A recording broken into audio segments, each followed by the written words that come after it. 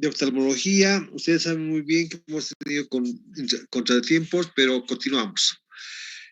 Vamos a hablar de un elemento anatómico llamado retina. Vamos a ver una imagen acá de una retina. Nosotros hemos dividido el globo ocular en dos segmentos, desde a partir del iris adelante, el segmento anterior, y mejor dicho, del cristalino adelante, segmento anterior, y del cristalino hacia atrás, segmento posterior. Este elemento anatómico que ustedes están viendo color anaranjado, se llamado retina. Está en el segmento posterior del globo ocular. ¿Cómo se lo define? Se define como una proyección anterior del cerebro dentro del globo ocular. Otros también lo definen como un derivado y extensión del diencéfalo. ¿Dónde se ubica? En el segmento posterior del globo ocular. ¿Qué color tiene? Anaranjado amarillenta. Superficie lisa. ¿De qué está conformado esta retina? Tenemos toda la estructura retinial en el segmento posterior, donde tenemos otros elementos anatómicos como ser el nervio óptico, la cabeza del nervio óptico. Están ingresando la arteria y la vena central de la retina, que se divide en superior e inferior, después en temporal y nasal, tanto el superior y el inferior. En la parte central del sector temporal existe un área enteramente avascular, no tiene vasos, que es el área macular. Después tenemos la foviola y la fovea. Esta área macular con la foviola y la fovea es el encargado de la agudeza visual central. Entonces, ¿qué función cumple fisiológicamente la retina? Es el fenómeno de transducción. ¿Qué es el fenómeno de transducción? Es el cambio del estímulo físico llamado luz a un estímulo químico o nervioso en la retina. Ese cambio de estímulo físico a estímulo químico se llama transducción. Ejemplo, en este momento, los que han ingresado a la clase están frente a la computadora o frente al celular. Están recibiendo ese estímulo químico de las pantallas. Aparte de eso, puede que esté iluminado con un fluorescente o con un foco, ¿no es cierto? Ese estímulo físico está llegando a la córnea, está ingresando por ese sector, a la córnea, al área cámara anterior, el orificio pupilar, el cristalino, la cámara vítrea y está llegando a la retina. Ese estímulo físico llamado luz se cambia a estímulo químico o nervioso por el fenómeno de transducción, va a viajar por la vía óptica hasta el lóbulo occipital, donde se encuentra el centro de la visión, por las fibras aferentes, y va a volver por las fibras eferentes, y eso es lo que estamos viendo.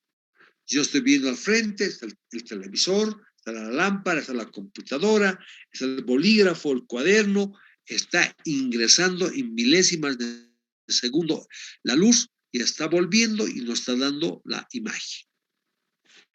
Entonces, la transducción es el cambio de estímulo físico a estímulo químico. Bueno, bien. La histología.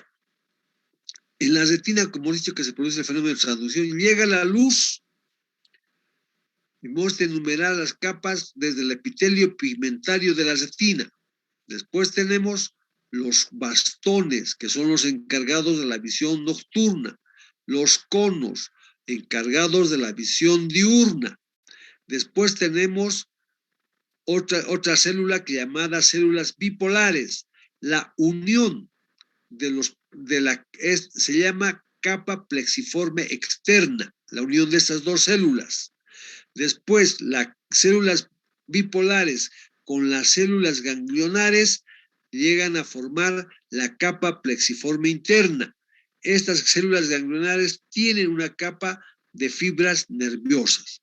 Lógicamente que existen otro tipo de células en la retina. Son las células horizontales, las células amácrinas.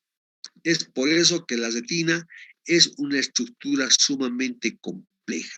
Aún así, con todos los estudios que se han realizado, que se han encontrado los diferentes tipos de células, aún no está bien comprendida y estudiada esta retina.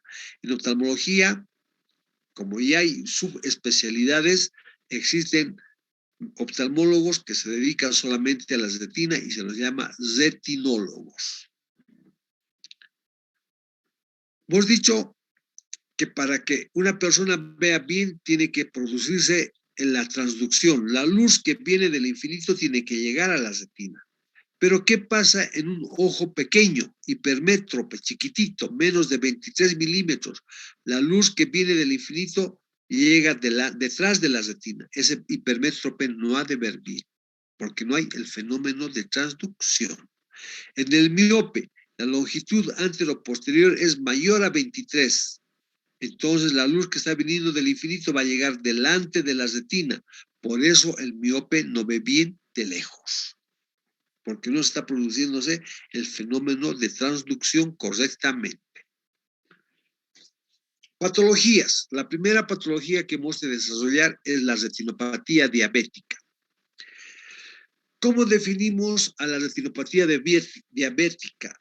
¿Es una microangiopatía o también microvascular retiniana que produce cambios patológicos progresivos en las arteriolas, en los capilares, en las vénulas, por complicación de la diabetes de larga evolución?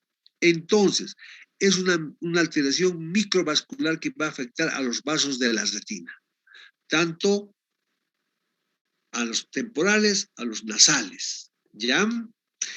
Pero esto no es una patología aguda. Yo estoy bien, soy diabético y para mañana voy a estar mal. Es un problema crónico. Si no controlamos bien al diabético, a la larga vas a tener problemas serios. Como hemos definido que es una prolongación del cerebro, lo que está pasando en el globo ocular está pasando en los demás sistemas. Ejemplo, en el cerebro, en el riñón, en el hígado, en todos los sistemas vasculares está pasando esta alteración patológica. Es por eso que al diabético tenemos que manejarlo de la mejor manera posible y mejor si es un equipo. ¿A qué llamamos equipo? Que tiene que ver su médico tratante. ¿Quién es el médico tratante? Puede ser un médico internista, un endocrinólogo, un diabetólogo, el oftalmólogo. Y el oftalmólogo lo único que va a hacer es dar parte de lo que es cambios, lo que está pasando en la retina.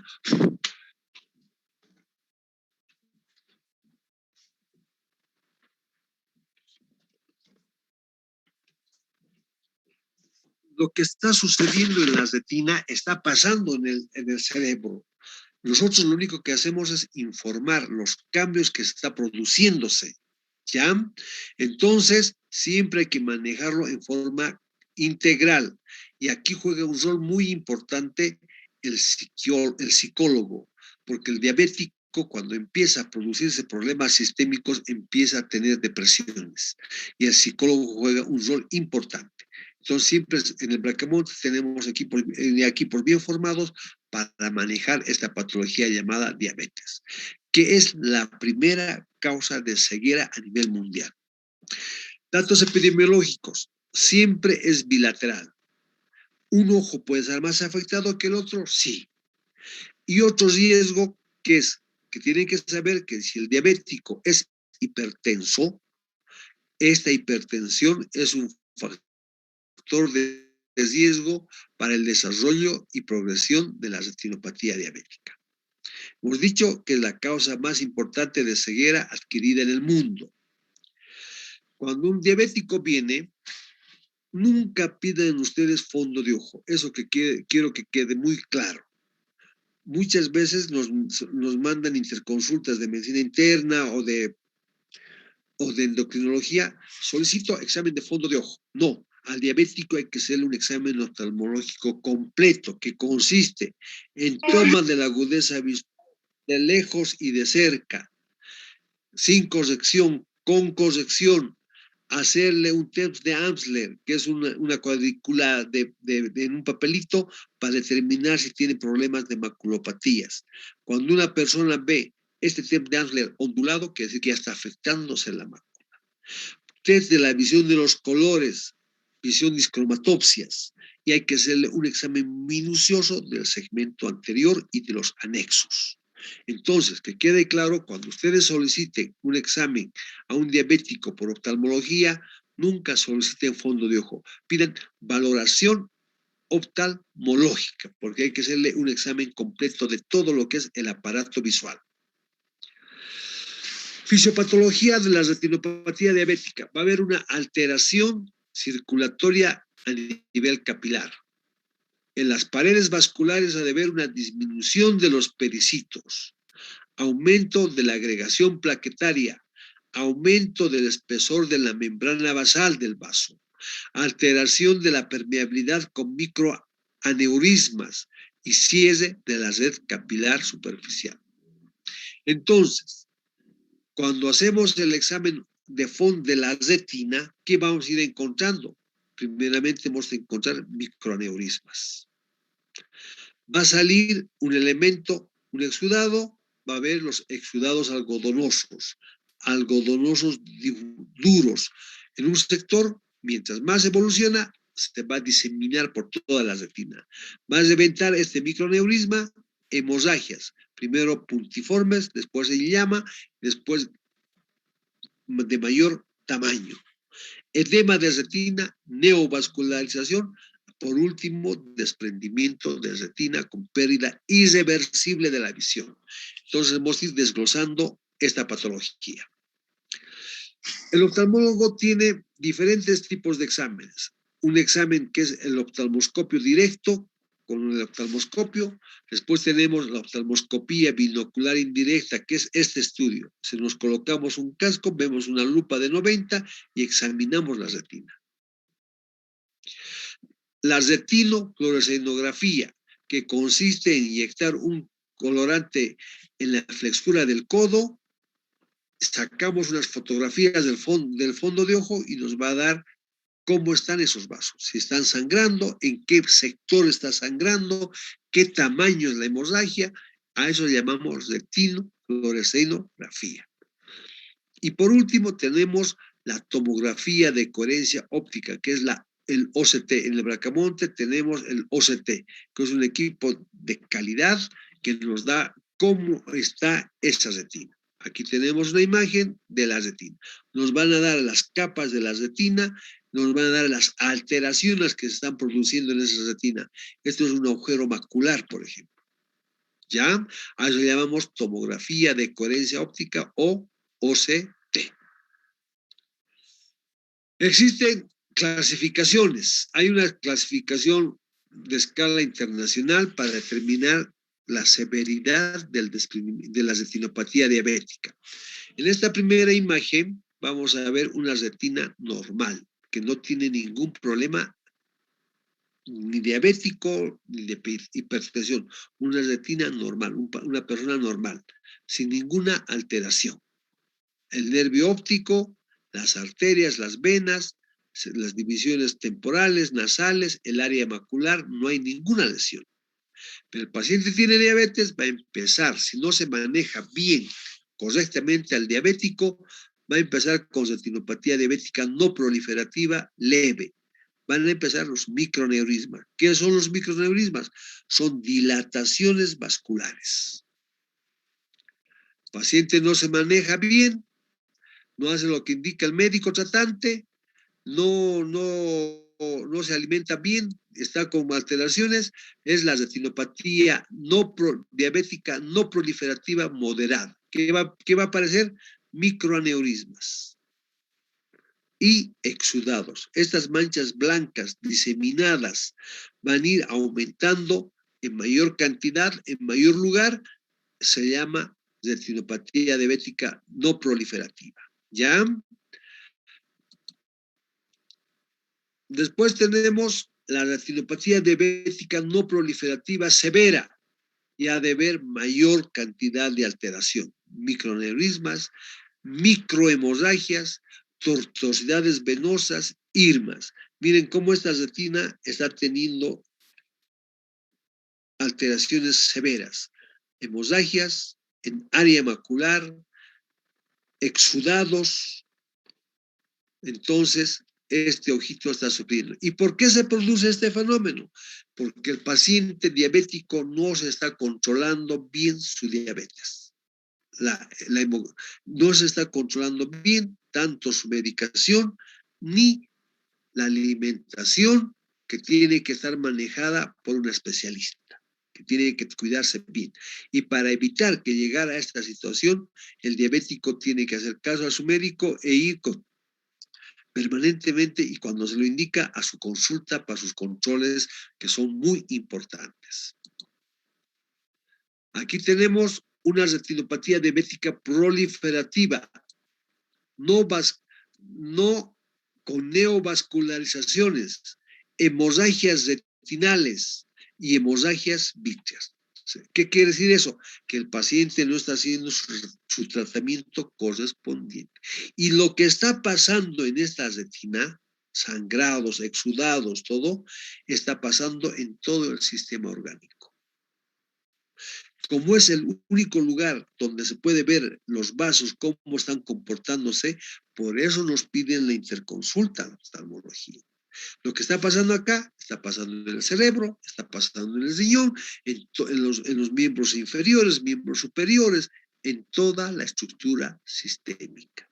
Y el objetivo del oftalmólogo es de informar a su médico tratante los cambios que está sufriendo, porque no hay un examen, un tratamiento oftalmológico para frenar estas hemorragias. Se tiene que frenar la patología sistémica para evitar estas situaciones oftalmológicas y sistémicas que se está produciendo.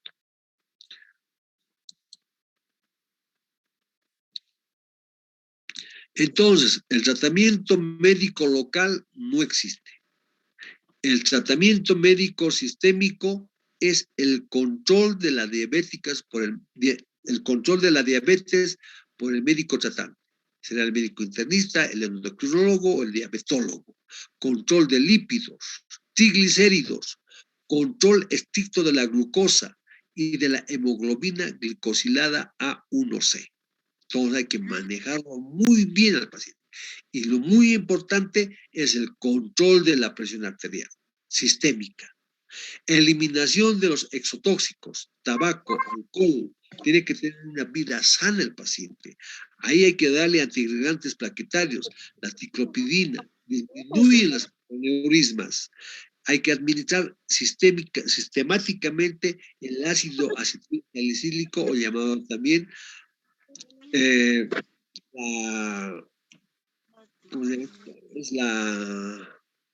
bueno, se ve. Hay que dar protectores capilares, vitamina C, la rutina, la farbicina C. Entonces al paciente hay que manejarlo integralmente. Tiene que haber tratamiento, alimentación, eliminar los elementos exotóxicos y control de la glucosa y de la hemoglobina glicosilada permanentemente con su médico tratante. El paciente ha dejado evolucionar de forma desfavorable. Hay hemorragia, hay edema. El tratamiento ya entramos a un tratamiento quirúrgico. El tratamiento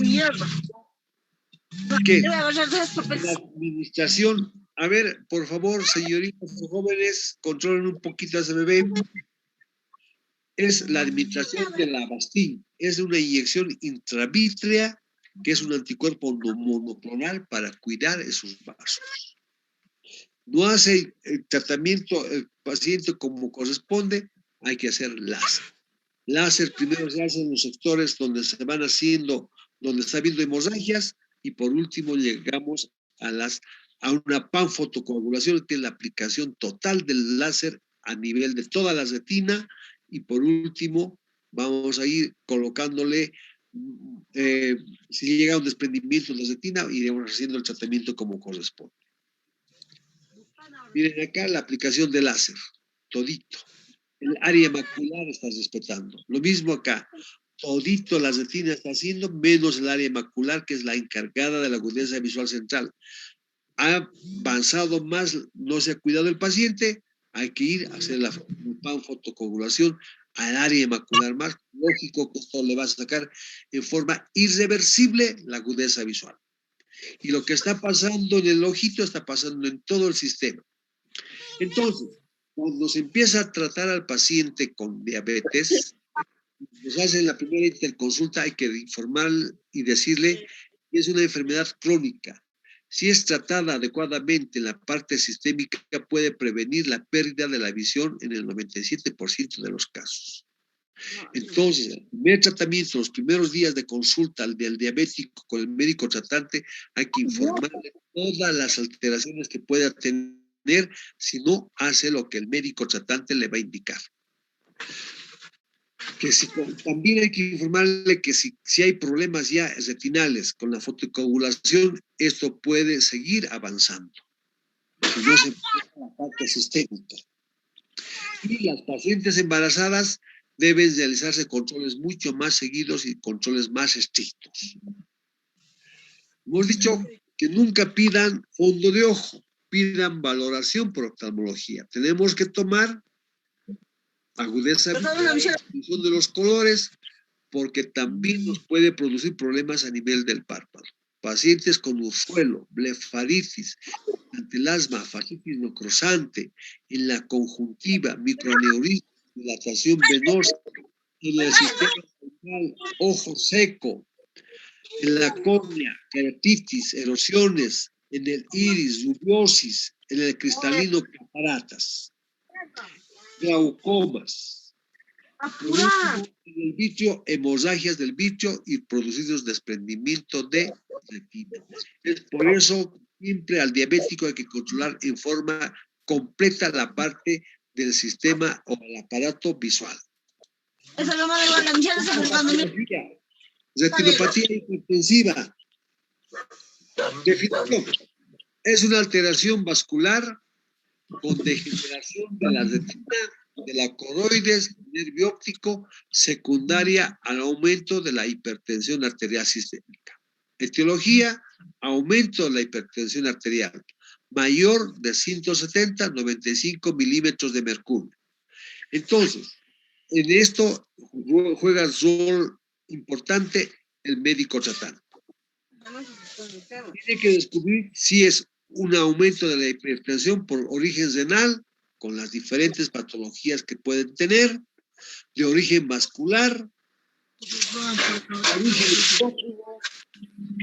tóxico. Entonces, tratar de encontrar la etiología para que no tenga problemas el paciente a nivel de la retina. Miren las alteraciones, lo mismo. Microhemorragias, hemorragias,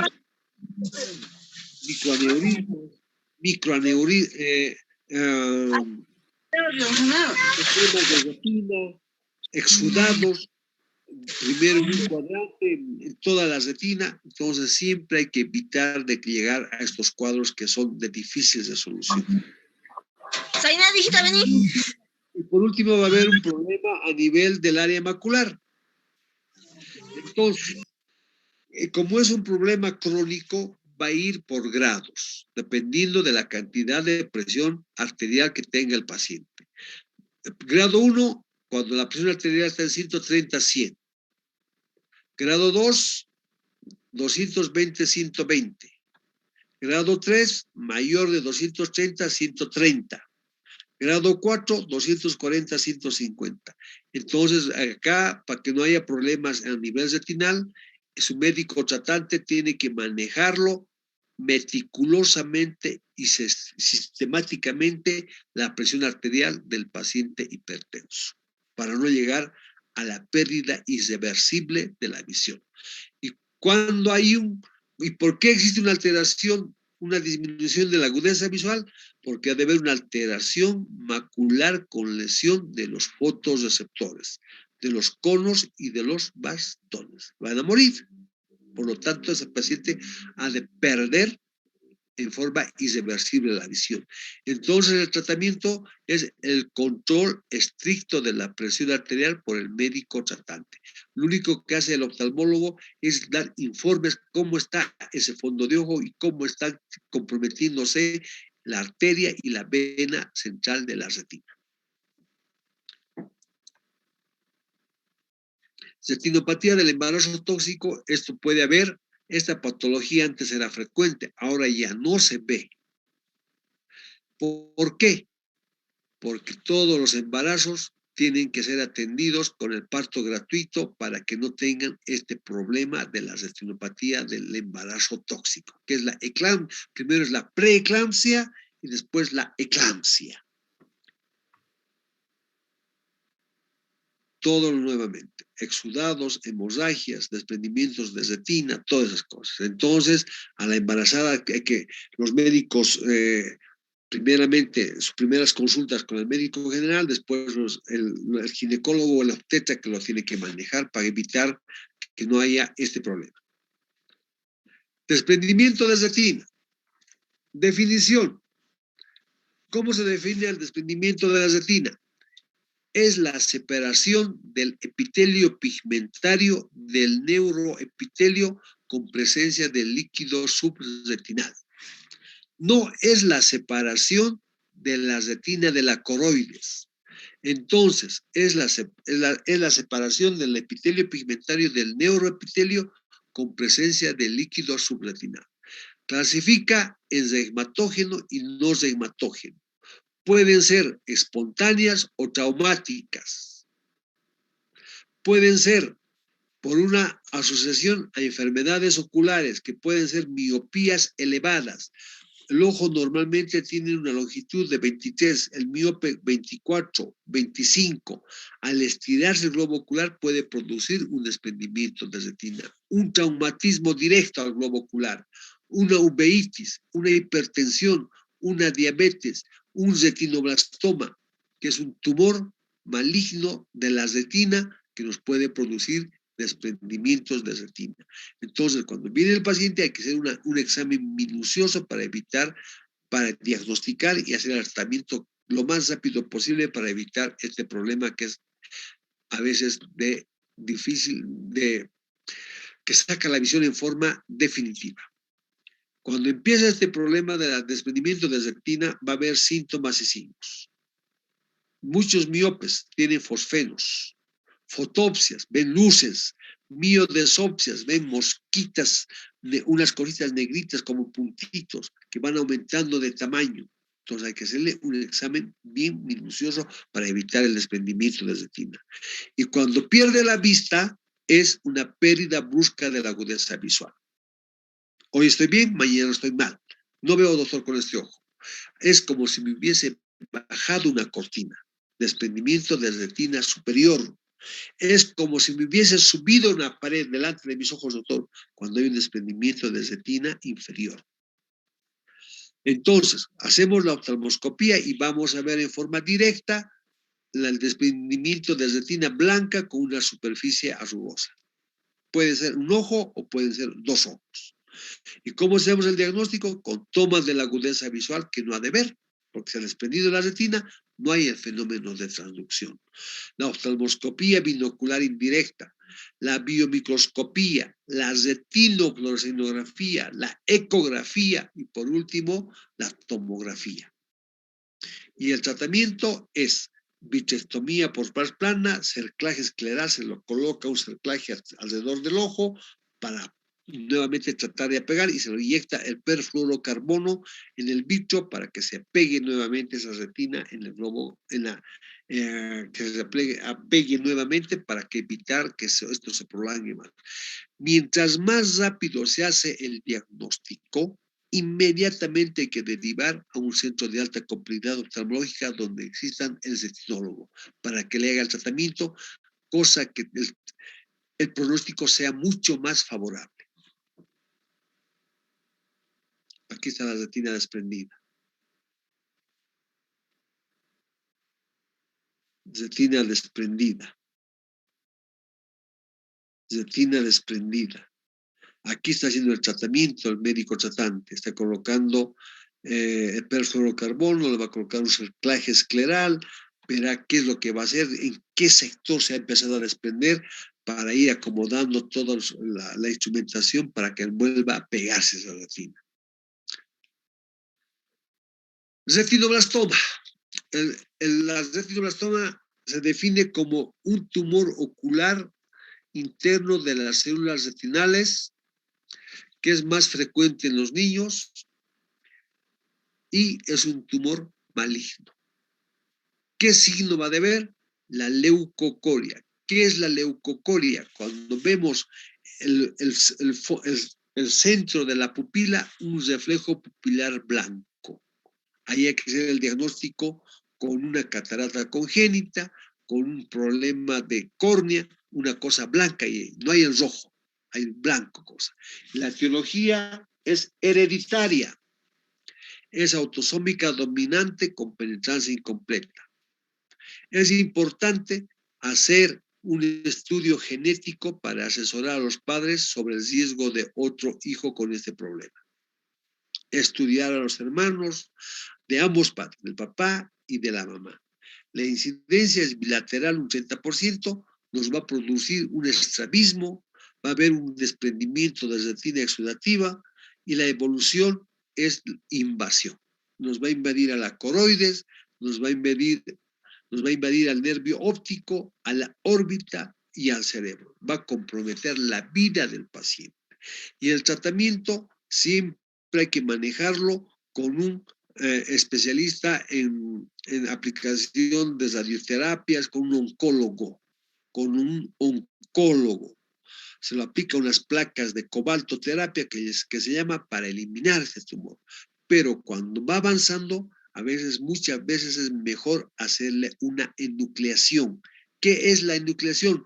Es la extirpación del globo ocular, todo el globo ocular, tratando de sacar lo más largo posible del nervio óptico, porque a veces cuando ingresa el nervio óptico se dispara hacia el cerebro y compromete la vida del paciente.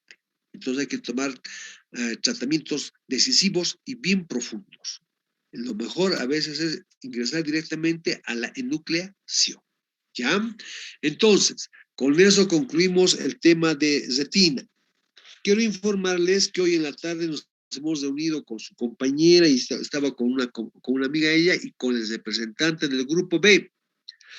Ayer tomamos la decisión con el grupo que estaba en práctica que ya no hemos de hacer la campaña oftalmológica a los niños, que se llama Despertando Sonrisas Yo Veo Mejor. ¿Por qué? Porque de 2 semanas o 3 semanas máximo concluye el año lectivo. Entonces no vamos a poder. Y hemos decidido con el grupo que estábamos rotando hacer el examen oftalmológico a los coches que van a Sucre, a todas las empresas que van a Sucre, hemos de hacer un examen oftalmológico completo. ¿Por qué? Porque las personas que tienen astigmatismo tienden a dormirse. Se duermen los que tienen problemas que no ven bien. Y un chofer que no tenga lentes y que está conduciendo y está permanentemente manejando, pueden ocurrir accidentes severos. ¿Ya? Entonces, hemos de hacer ese examen a todas las unidades de transporte a Sucre. Hoy justamente le fui a buscar al decano, nos encontramos y hablamos con el licenciado Roberto Más. Están preparando para mañana el anteproyecto, están preparando la carta. Directamente nos vamos a relacionar con el jefe del tránsito, con la unidad de tránsito, porque si vamos a ir a los choferes, a las empresas, no va a funcionar esto. Entonces,